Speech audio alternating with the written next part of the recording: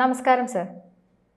നമസ്കാരം. പൃഥ്വിരാജിന്റെ സിനിമകളൊന്നും പൃഥ്വിരാജിന്റെ മകൾ കാണാറില്ല എന്നുള്ളൊരു വീഡിയോ വൈറലായിട്ടുണ്ട്. അത് പറയുന്നത് പൃഥ്വിരാജ് തന്നെയാണ്. കേരളത്തിൽ നിലവിൽ എമ്പുരാൻ ഇളക്കിയ ഓളം, ആ സാഹചര്യവും ഈ ഒരു പരാമർശവും തമ്മിൽ സാർ എങ്ങനെയാ നോക്കിക്കാണുന്നത്? വളരെ ശ്രദ്ധേയമായ ഒരു പരാമർശമാണ് പൃഥ്വിരാജ് നടത്തിയിരിക്കുന്നത്.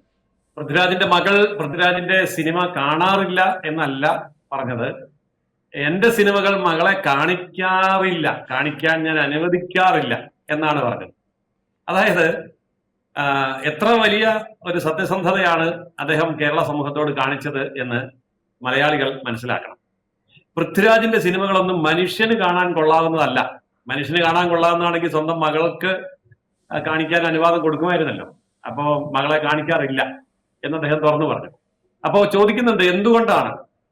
അപ്പോൾ അദ്ദേഹം അതിന് കൃത്യമായ മറുപടി പറയുന്നു. അതില് മുഴുവൻ വയലൻസ് ആണ്, സാമൂഹ്യ വിരുദ്ധതയാണ്, അതൊന്നും നമുക്കാരെയും കാണിക്കാൻ കൊള്ളുന്നതല്ല എന്ന് പൃഥ്വിരാജ് തന്നെ പറയുന്നു.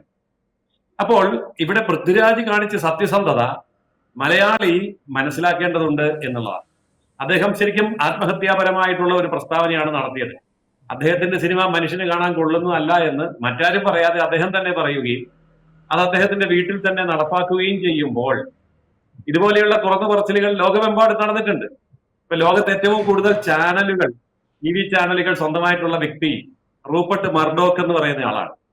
അദ്ദേഹത്തിന് ഇന്ത്യയിൽ തന്നെ 40-ലധികം ചാനലുകളുണ്ട്. കേരളത്തിൽ 3 ചാനൽ പണ്ടുണ്ടായിരുന്നു, ഇപ്പോഴെത്രയുണ്ടെന്ന് എനിക്കറിയില്ല. അദ്ദേഹം പറഞ്ഞു, എനിക്ക് 441 ചാനലുകളുണ്ട് ലോകമെമ്പാടുമായിട്ട്. പക്ഷെ ഞാൻ എന്റെ കുടുംബാംഗങ്ങളെ ആരെയും എന്റെ ഒരു ചാനലും കാണിക്കുകയില്ല. അന്ന് അദ്ദേഹത്തോട് ലേഖകൻ ചോദിച്ചു എന്തുകൊണ്ട് കാണിക്കില്ല. അപ്പൊ അദ്ദേഹം പറഞ്ഞ മറുപടി കുറെ കൂടെ വ്യക്തമായിരുന്നു. അദ്ദേഹം പറഞ്ഞു, എനിക്ക് എന്റെ കുടുംബത്തോട് സ്നേഹമുള്ളത് കൊണ്ട് ഞാൻ എന്റെ ചാനലുകൾ എന്റെ കുടുംബത്തിൽ ആരെയും കാണിക്കില്ല എന്നാണ്.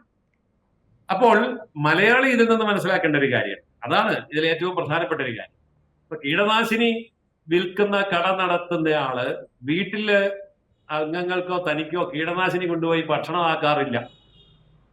നമ്മളെ നാട്ടിലൊക്കെ ഈ സെപ്റ്റിക് ടാങ്ക് ക്ലീൻ ചെയ്ത് കൊടുക്കപ്പെടും എന്നും പറഞ്ഞ് പരസ്യം അത് ഭംഗിയായിട്ട് ചെയ്യുന്നവരുണ്ട്. അവരാരും ഈ സെപ്റ്റിക് ടാങ്കിന്റെ മാലിന്യം വീട്ടിൽ കൊണ്ടുപോകാറില്ല. ഇതൊരു കാര്യമാണ്. തമിഴ്നാട്ടിൽ ചെന്നാൽ പച്ചക്കറി പാടങ്ങൾ കാണാൻ നല്ല മനോഹരമാണ്. അപ്പൊ നമ്മൾ ആ പച്ചക്കറി പാടം ഒന്ന് കാണാൻ വേണ്ടി അവിടെ ഇറങ്ങിയാൽ നമുക്ക് ഈ പച്ചക്കറി വാങ്ങാൻ തോന്നും.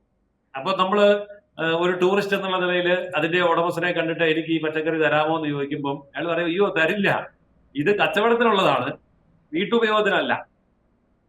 വീട്ടുപയോഗത്തിനാണെങ്കിൽ വരൂ എന്ന് പറഞ്ഞ അദ്ദേഹം വീടിനോട് ചേർന്ന് കീടനാശിനി കളനാശിനി ഒന്നും അടിക്കാതെ വളർത്തിയിരിക്കുന്ന പച്ചക്കറി തോട്ടത്തിലേക്ക് നമ്മളെ കൊണ്ടുപോകും. എന്നിട്ട് അവര് പറയും ഇഷ്ടം പോലെ പറിച്ചെടുത്തോളൂ എന്ന് പറയും. പക്ഷെ കാണാൻ വലിയ ഭംഗിയൊന്നും ഉണ്ടാവില്ല, മാർക്കറ്റിൽ പോയാൽ വില കിട്ടില്ല. അപ്പൊ അതുകൊണ്ട് അങ്ങനെയുള്ളതൊന്നും വീട്ടിൽ ഉപയോഗിക്കില്ല. പക്ഷെ മലയാളി ഇതെല്ലാം ഉപയോഗിക്കുകയാണ്.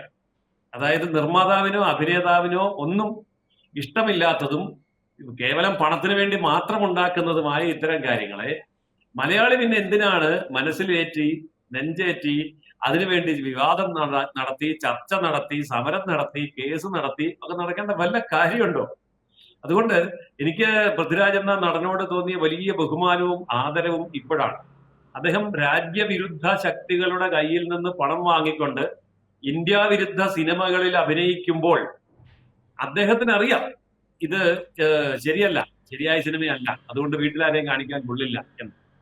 അപ്പോ അദ്ദേഹത്തിന്റെ തൊഴിൽ രാജ്യവിരുദ്ധമായിട്ടുള്ള പണിയെടുത്ത് പണം ഉണ്ടാക്കുക, ആ പണം വീട്ടിൽ കൊണ്ടുപോകാം. പക്ഷെ ആ പണിയെടുത്ത സിനിമ വീട്ടിൽ കൊണ്ടുപോയില്ല എന്ന് അദ്ദേഹം പറയുന്നുണ്ട്. എനിക്ക് തോന്നുന്നത് ഈ ഇദ്ദേഹത്തിന്റെ പിതാവ് മാതാവ് ഒക്കെ ഈ രാമായണം വായിക്കുന്ന ആൾക്കാരായിരിക്കുമല്ലോ. അപ്പൊ രാമായണത്തിൽ ഇങ്ങനെ ഒരു സന്ദർഭമുണ്ട്. ഈ വാൽമീകി ആദ്യം രാമായണം എഴുതുന്നതിന് മുമ്പ്, വാൽമീകി ആകുന്നതിന് മുമ്പ് ഒരു നല്ല കൊള്ളക്കാരനായിരുന്നു. അപ്പോൾ അദ്ദേഹത്തിന്റെ പേര് രത്നാകരൻ എന്നായിരുന്നു. അപ്പോൾ ഈ കൊള്ളയൊക്കെ നടത്തുന്ന സമയത്ത് അതിലെ സപ്തർഷികൾ എന്ന് പറയുന്ന ഋഷിമാര് വന്നു. അപ്പോ ഈ സപ്തർഷികളെ തടഞ്ഞു നിർത്തി കൊള്ളയടിക്കാൻ തുടങ്ങുമ്പോൾ സപ്തർഷികൾ ഈ രത്നാകരനോട് ഒരു ചോദ്യം ചോദിക്കുന്നുണ്ട്. നീ കൊള്ളയടിച്ചു കൊണ്ടുപോകുന്ന മുതൽ നിന്റെ കുടുംബാംഗങ്ങളെ പോറ്റാൻ വേണ്ടി ഉപയോഗിക്കും. പക്ഷെ അപ്പോ നിനക്കുണ്ടാകുന്ന ഈ പാപം അത് അവർ പങ്കുവെച്ചെടുക്കുമോ എന്ന് ചോദിച്ചു. അപ്പോൾ ഇവനെ അറിയില്ല, അതായത് കാട്ടാളനെ അറിയില്ല. അപ്പൊ പറഞ്ഞു, ഞങ്ങളെങ്ങും ഓടിപ്പോവില്ല, നീ വീട്ടിൽ ചെന്ന് ഭാര്യയോട് ചോദിച്ചിട്ട് വരൂ, ഞങ്ങൾ ഇവിടെ തന്നെ ഉണ്ടാവും എന്ന് പറഞ്ഞു. രത്നാകരൻ ഓടി വീട്ടിൽ ചെന്ന് ഭാര്യയോട് ചോദിച്ചു, ഞാൻ ഈ പിടിച്ചു പറിച്ചും കൊള്ളയടിച്ചും കൊണ്ടുവരുന്ന കൊണ്ട് നിങ്ങളൊക്കെ സുഖമായി ജീവിക്കുന്നുണ്ട്, ഭക്ഷണം കഴിക്കുന്നുണ്ട്, പക്ഷെ ഇതിന്റെയൊക്കെ പാപം അനുഭവിക്കാൻ നേരത്തെ നിങ്ങൾ ഉണ്ടായിരിക്കുമോ എന്ന് ചോദിച്ചു. അപ്പൊ ഭാര്യ പറഞ്ഞു, ഏയ് പാപം ഒന്നും അനുഭവിക്കാൻ ഞാനും മക്കളും ഒന്നും കാണുകയല്ല, അത് നിങ്ങൾ ചെയ്ത കർമ്മത്തിന്റെ താൻ നിരന്തരം ചെയ്യുന്ന കർമ്മങ്ങൾ താൻ അനുഭവിച്ചിടുക എന്നേ വരൂ എന്ന് പറഞ്ഞതോടു കൂടിയാണ് ഈ ഗുണ്ടാപ്പണി നിർത്തി അദ്ദേഹം സന്യാസിയായതും പിന്നെ മഹർഷിയായതും അങ്ങനെ രാമായണം എഴുതിയതും എന്ന് കേട്ടിട്ടുണ്ട്.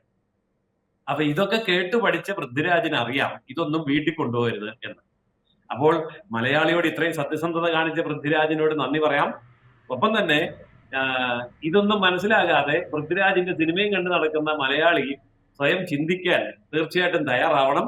കാരണം രാജ്യവിരുദ്ധമായ പണിയെടുത്ത് രാജ്യദ്രോഹി ആയി നിന്നുകൊണ്ട് ഉണ്ടാക്കുന്ന പണം എന്റെ വീട്ടിലേക്ക് വേണ്ട എന്ന് പറയുന്നില്ല. ആ പണം വീട്ടിലേക്ക് വേണം, പക്ഷെ സിനിമ വേണ്ട. അപ്പോൾ അങ്ങനെ ഒരു പ്രഖ്യാപിത രാജ്യദ്രോഹിയായ പൃഥ്വിരാജിന്റെ സത്യസന്ധതയെ നമുക്ക് മാനിക്കണം. കാരണം അദ്ദേഹം ചെയ്തിരുന്ന സിനിമകൾ അദ്ദേഹത്തിന്റെ കുടുംബാംഗങ്ങൾക്ക് കാണാൻ കൊള്ളില്ല എന്ന് പറയുമ്പം ഭാരതത്തെ ഒരു കുടുംബമായിട്ടാണ് അദ്ദേഹം കാണുന്നതെങ്കിൽ ഭാരതത്തിൽ ആർക്കും കാണാൻ കൊള്ളില്ല എന്ന് പറയുന്നിടത്തേക്ക് പൃഥ്വിരാജിന് നാളെ വളരാൻ കഴിയട്ടെ എന്ന് ആശംസിക്കാനാണ് എനിക്കിപ്പോ തോന്നുന്നത്. അതെ സർ, അതിന് താഴെ വന്ന കമന്റുകൾ ഉണ്ടായിരുന്നു, നമ്മൾ കുടുംബമായിട്ട് നമ്മുടെ കുട്ടികളെയാണ് നമ്മൾ ഈ സിനിമ കാണിക്കുന്നത്, എന്തിനാണ് നമ്മൾ ഇത്രയും ഒരു ഹിറ്റിലേക്ക് ഈ സിനിമ എത്തിച്ചത്, ഇങ്ങനത്തെ പരാമർശങ്ങളും കമന്റുകളും ഒക്കെ അതിൽ വരുന്നുണ്ട്. അതിനെ സാർ എങ്ങനെയാ ഈ സംഭവമായിട്ട് നോക്കി കാണുന്നത്? ഞാൻ ആ കമന്റുകൾ വായിച്ചു, വളരെ ശരിയാണ്. അതായത് ഈ സിനിമകളെ പ്രോത്സാഹിപ്പിക്കുന്ന ഒരു സമൂഹം കേരളത്തിൽ ഉണ്ട് എന്നുള്ളത് കൊണ്ട് മാത്രമാണ് ഇത്തരം സിനിമകൾ ഇറങ്ങുന്നത്. ഈ സിനിമ നിർമ്മിക്കാൻ പണം കൊടുക്കുന്നവരുണ്ട്, ഈ സിനിമ വിതരണം ചെയ്യുന്നവരുണ്ട്, ഈ സിനിമ പ്രദർശിപ്പിക്കുന്ന തിയേറ്ററുകളുണ്ട്, അവിടെ ഇത് കാണാൻ ചെല്ലുന്നവരുണ്ട്, OTT പ്ലാറ്റ്ഫോമിൽ ടിക്കറ്റ് എടുക്കുന്നവരുണ്ട്. അപ്പോൾ ശരിക്കും ഇങ്ങനെയുള്ള രാജ്യവിരുദ്ധമായിട്ടുള്ള പരാമർശങ്ങളെ പ്രോത്സാഹിപ്പിക്കാൻ ഇവിടെ രാജ്യവിരുദ്ധ മനസ്സുള്ള ഒരു സമൂഹത്തെ സൃഷ്ടിച്ചെടുത്തിട്ടുണ്ട്. അതിന് ഇവിടുത്തെ വിദ്യാഭ്യാസ രീതിയും ഇവിടുത്തെ രാഷ്ട്രീയ പശ്ചാത്തലവും ഇവിടുത്തെ ബുദ്ധിജീവി സാംസ്കാരിക സാഹിത്യ നായകന്മാരും രാഷ്ട്രീയ നേതാക്കളും ഒരുപോലെ പങ്കാളികളുമാണ്. കാരണം അവരൊക്കെയാണ് ഇങ്ങനെ ഒരു പൊതുബോധം സൃഷ്ടിച്ചു വച്ചിരിക്കുന്നത്. ഇന്ത്യ വിരുദ്ധമായിട്ടുള്ളതിനെ വൻതോതിൽ അംഗീകരിക്കുക, വിജയിപ്പിക്കുക, അതിനുവേണ്ടി ടിക്കറ്റ് എടുക്കുക, ഫാൻസ് അസോസിയേഷൻ ഉണ്ടാക്കുക എന്നൊക്കെ പറയുന്ന ഒരു ട്രെൻഡ് നമ്മുടെ നാട്ടിൽ വളർന്നു വരുന്നുണ്ട്. അത് അങ്ങേയറ്റം അപകടകരമാണ്. അതുകൊണ്ട് പൃഥ്വിരാജിന്റെ ഈ ഒരു തിരുത്തലിൽ നിന്ന് കേരളത്തിന് മൊത്തം തിരുത്താൻ സാധിക്കട്ടെ എന്നാണ് ഞാൻ പ്രാർത്ഥിക്കുന്നത്. അതെ, ശരിയാണ് സർ. നമ്മൾ EMI മറ്റും അടയ്ക്കാനുള്ള പൈസ എടുത്തുകൊണ്ടാണ് സാധാരണക്കാർ ഈ സിനിമയിൽ എന്താണെന്ന് അറിയാൻ ഓടിക്കേറിയിരുന്നത്. അപ്പം ഇത്തരത്തിലൊരു മനോഭാവമുള്ള ഒരാളുടെ സിനിമയാണ് നമ്മൾ തിരക്ക് പിടിച്ചു പോയി കണ്ടത് എന്നുള്ളത് നമുക്ക് ലജ്ജ തോന്നുന്ന ഒരു കാര്യം തന്നെയാണ്. അദ്ദേഹം കുടുംബത്തിലേക്ക് ആ സിനിമ എടുത്തിട്ടില്ല എന്നാണ് നമ്മൾ മനസ്സിലാക്കേണ്ടത്. ചർച്ചയുമായി സഹകരിച്ചതിന് നന്ദി. കൂടുതൽ വാർത്തകളും വിശേഷങ്ങളും നിങ്ങളിലേക്ക് എത്താൻ ABC മലയാളം സബ്സ്ക്രൈബ് ചെയ്യുക, ബെൽ ബട്ടണും അമർത്തുക.